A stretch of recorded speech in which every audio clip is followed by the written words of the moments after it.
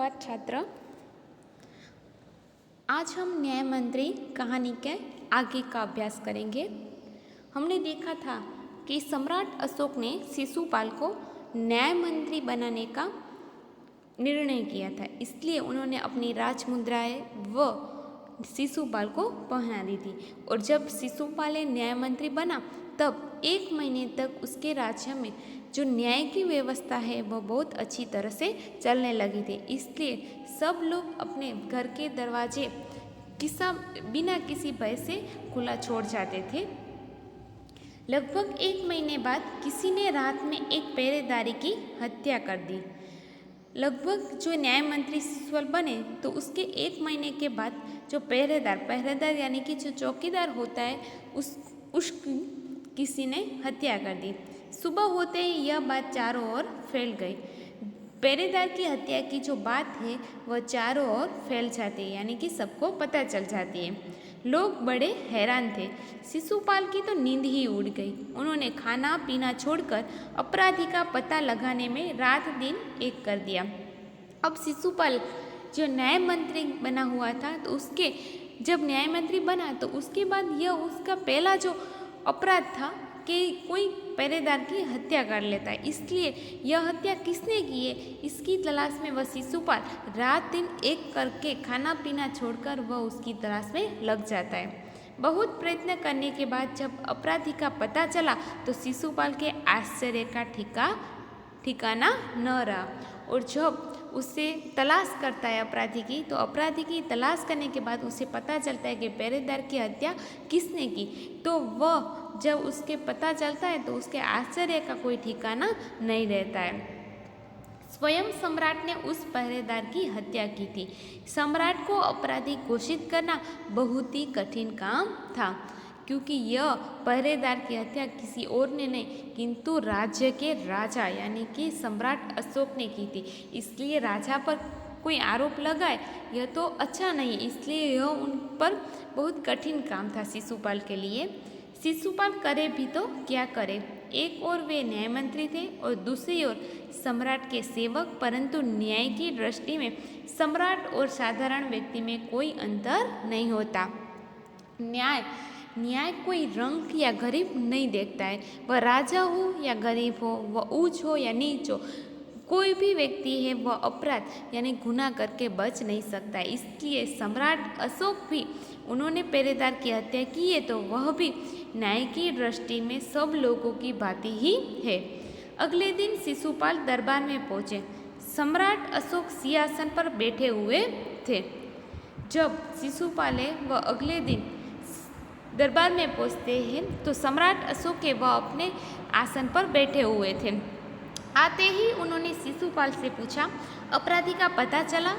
तो जब शिशुपाल को देखा तो राजा ने कहा कि तुम्हें पहरेदार की जो हत्या की है उसका पता चला कि किसने की है?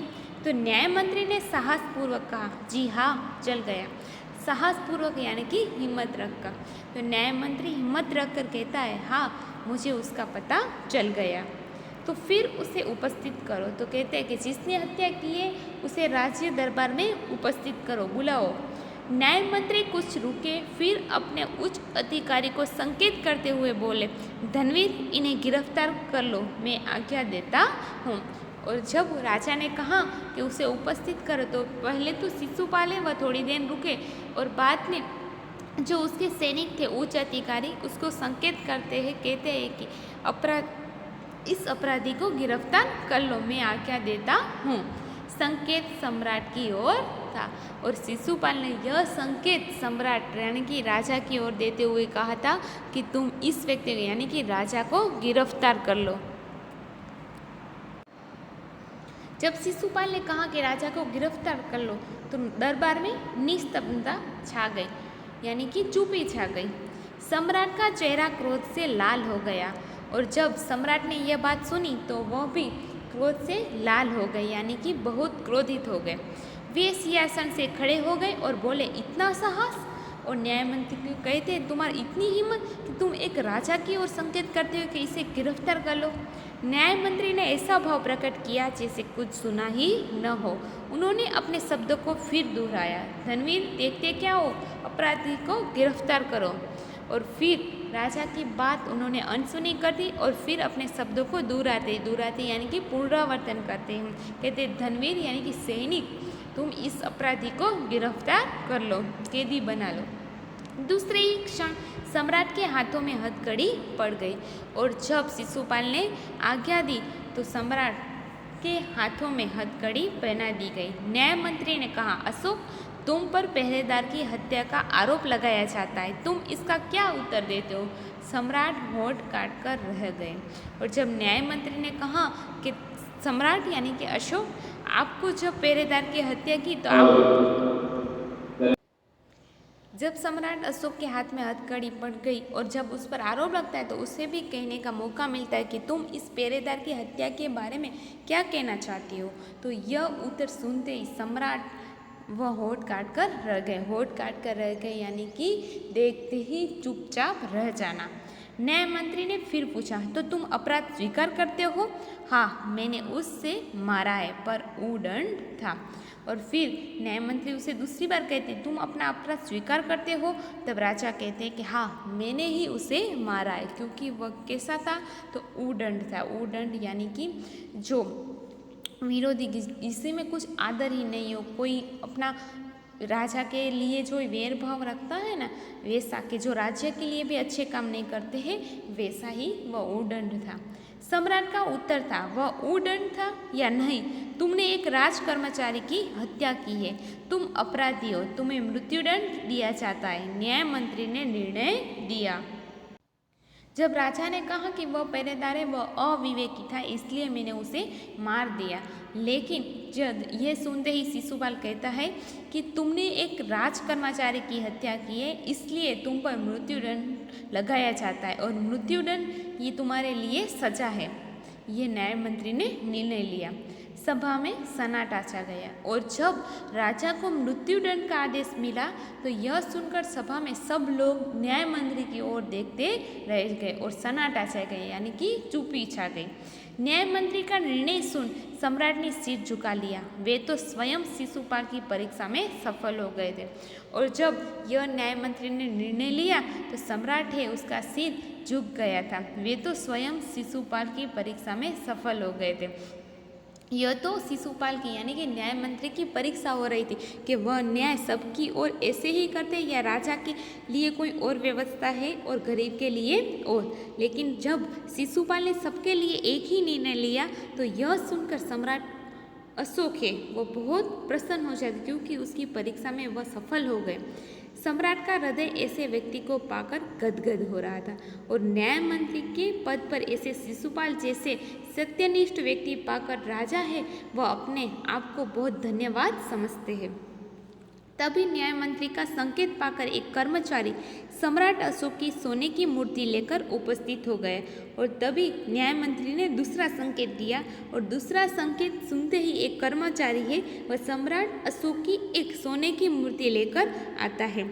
न्याय मंत्री ने खड़े होकर कहा, सज्जनों, यह सच है कि मैं न्याय मंत्री हूँ और यह भी सच है कि अपराधी को दंड मिलना चाहिए, परंतु अपराधी और कोई नहीं स्वयं सम्राट है। और न्याय मंत्री फिर सभा में सब लोगों से कहते हैं कि सज्जनों यानी कि अच्छे जन जो सच्चे होते वह मैं न्याय मंत्री हूँ और मेरा न्याय मंत्री का काम है कि किसी भी अपराधी को दंड देना और यह सच है कि अपराधी को दंड भी मिलना चाहिए, परंतु आज अपराधी और कोई नहीं लेकिन अपने राजा ही है।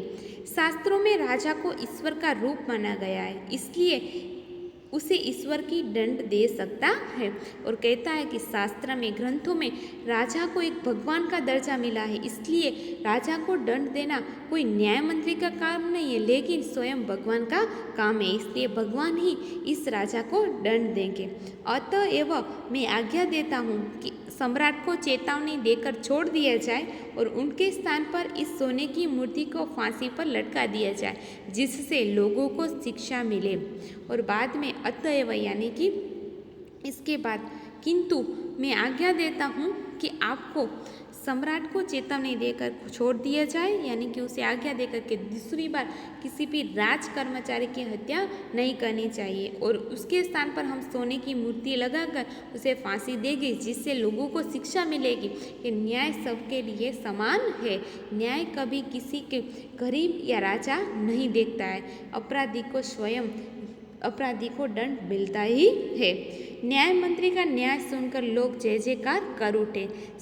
जब सब लोग चले गए तो शिशुपाल ने राजमुद्रा सम्राट अशोक के सामने रख दी और बोले, महाराज, यह राजमुद्रा वापस ले ले, मुझसे यह बोझ नहीं उठाया जाएगा।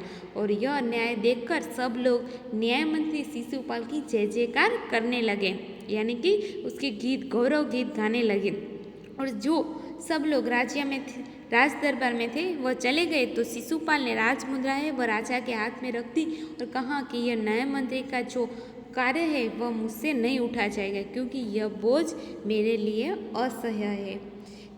अशोक ने सम्मान भरी दृष्टि से उनकी ओर देखते हुए गदगद कंठ से कहा, आपने मेरी आंखें खोल दिए। आपका साहस प्रशंसनीय है।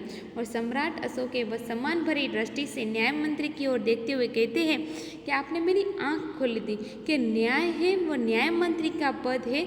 अगर किसी को भी मिला जाए या उसका किसी को मौका मिले तो वह न्याय कर ही सकता है, और कोई भी परिस्थिति हो न्याय में हमेशा सच की ही जीत होती है। इसलिए आपका जो साहस है, हिम्मत है, वह मेरे लिए प्रशंसनीय है।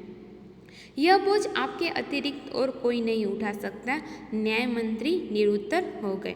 और जब सम्राट अशोक ने कहा कि आप ही एक ऐसे न्याय मंत्री हैं कि जो सबको समान न्याय की ओर दृष्टि से देखते हैं, इसलिए आपके सिवा यह कार्य कोई नहीं कर सकता। और यह सुनकर न्याय मंत्री है वह निरुत्तर हो जाता है कि उसका कोई उत्तर नहीं दे सकता है। Thank you.